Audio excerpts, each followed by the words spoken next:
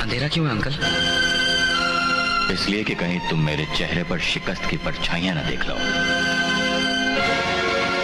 जिनकी आंखों में मंजिलों के ख्वाब होते हैं वो शिकस्त और हार की बातें नहीं किया करते।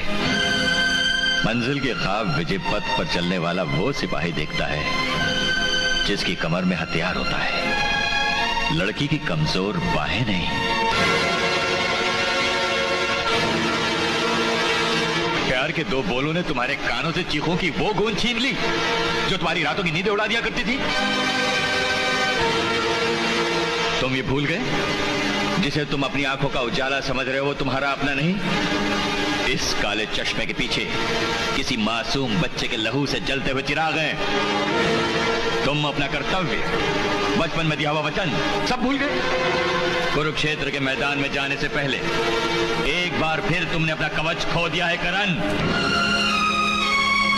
सिर्फ इसलिए कि मैंने एक मासूम लड़की की रक्षा की।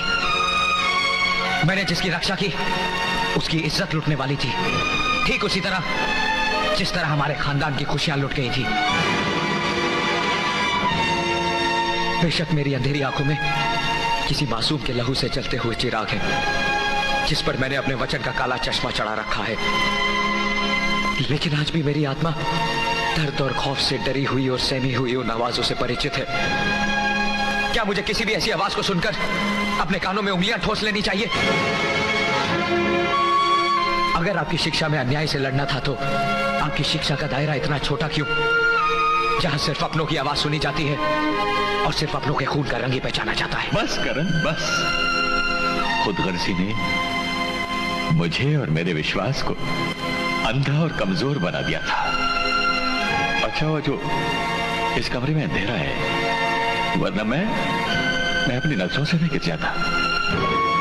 ऐसा मत कहिए अंकल, आप ही तो मेरे लिए माता पिता गुरु है और गुरु मेरे लिए भगवान का रूप है। कसूर मेरा ही है जो मैं मंजिल और विजय पथ की बात तो कर गया